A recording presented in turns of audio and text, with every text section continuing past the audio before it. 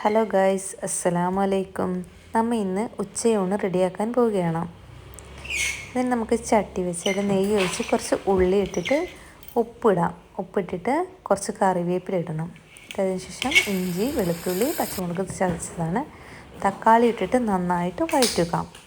നന്നായിട്ട് വഴറ്റിയതിന് ശേഷം മഞ്ഞൾപ്പൊടി, മല്ലിപ്പൊടി, മുളക് പൊടി ഇട്ടിട്ട് നന്നായിട്ടതൊന്ന് വറുത്തെടുക്കണം. നന്നായിട്ട് വറുത്തതിന് ശേഷം ആ കറിക്ക് ആവശ്യമായ വെള്ളം ഒഴിച്ച് കൊടുക്കുക.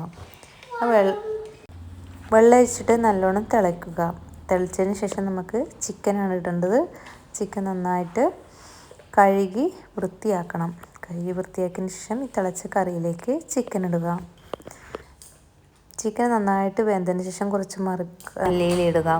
നമ്മുടെ ചിക്കൻ കറി ഇവിടെ റെഡി ആയിട്ടുണ്ട്. ചോറ് നമ്മൾ ഗ്യാസിലാണ് വെച്ചത്. ചോറായിട്ട് വാർത്തിട്ടുണ്ട്. നമുക്കിനി മോര് കറി ഉണ്ടാക്കാം. ചട്ടി വെച്ച് അതിലേക്ക് വെളിച്ചെണ്ണ, കടുക്, വെളുത്തുള്ളി, കറിവേപ്പില ഇടുക. കുറച്ച് സവാള ഇട്ടിട്ട് കുറച്ച് ഉപ്പിട്ടിട്ട് നന്നായിട്ട് വഴറ്റി കിട്ടും. അതിനുശേഷം കുറച്ച് മഞ്ഞൾപ്പൊടിയിലിട്ട് ആവശ്യമായ വറ്റൽ മുളക് ഇടുക. ഒരു തക്കാളി ഇട്ടിട്ട് നന്നായിട്ട് ഉടയ്ക്കുക. നമ്മുടെ മോര് ഇതിലിട്ട് ഒഴിക്കുക. അപ്പോൾ നമ്മുടെ മോര് കറി ചെറിയ ചൂടായാൽ മതി. അപ്പോൾ മോര് കറി റെഡി ആയിട്ടുണ്ട്. ഞാൻ എൻ്റെ ഇത്താടെ വീട്ടിലാണ് പോയിട്ടുള്ളത്. അവിടെ ഇത്താടെ മക്കളും എല്ലാവരും ഉണ്ടായിരുന്നു. നമ്മൾ ചോറും നല്ല ചൂട് ചോറിൻ്റെ കൂടെ നല്ല ചിക്കൻ കറിയും മോര് കാച്ചിയതാണ്.